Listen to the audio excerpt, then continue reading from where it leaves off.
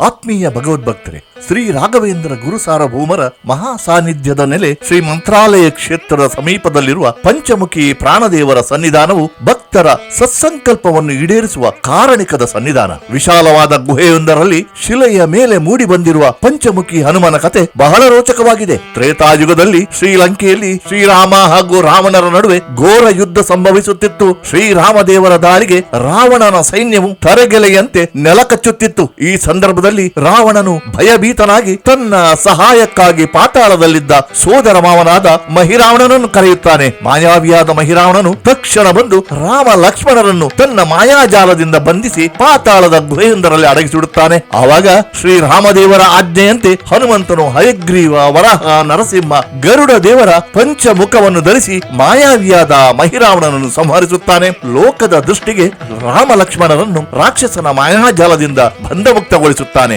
ಮೌಖಿಕ ಪರಂಪರೆಯಲ್ಲಿ ಸಾಗಿ ಬಂದಿರುವ ಈ ಕತೆ ಮೂಲ ರಾಮಾಯಣದಲ್ಲಿ ಗೋಚರವಾಗದಿದ್ದರೂ ಈ ಪ್ರದೇಶದಲ್ಲಿ ಇಂದಿಗೂ ಪ್ರಚಲಿತದಲ್ಲಿದೆ. ಹೀಗೆ 3.5 ಶತಮಾನಗಳ ಪೂರ್ವದಲ್ಲಿ ಶ್ರೀ ರಾಘವೇಂದ್ರ ಗುರುಗಳು ಗವಿಯೊಂದರಲ್ಲಿ 12 ವರ್ಷಗಳ ಕಾಲ ದೀರ್ಘ ತಪಸ್ಸನ್ನು ನಡೆಸಿದ ಸಂದರ್ಭದಲ್ಲಿ ಪಂಚಮುಖಿ ಪ್ರಾಣದೇವರು ಪ್ರತ್ಯಕ್ಷರಾಗಿ ವಿಶೇಷವಾಗಿ ಅನುಗ್ರಹಿಸಿದ್ದರು. ಶ್ರೀ ರಾಘವೇಂದ್ರ ಗುರುಗಳನ್ನು ಅನುಗ್ರಹಿಸಿದ ಪಂಚಮುಖಿ ಹನುಮನ ಶಿಲಾರೂಪ ಇಂದಿಗೂ ಹಾಗೇ ಇದೆ. ನಿತ್ಯ 100 ಭಕ್ತರು ಆಂಜನೇಯನ ಪಂಚಮುಖಿ ಸನ್ನಿಧಾನಕ್ಕೆ ಆಗಮಿಸಿ ಕೃತಾರ್ಥರಾಗುತ್ತಿದ್ದಾರೆ. ಪ್ರೀತೋಸ್ತು ಕೃಷ್ಣ ಪ್ರಭು.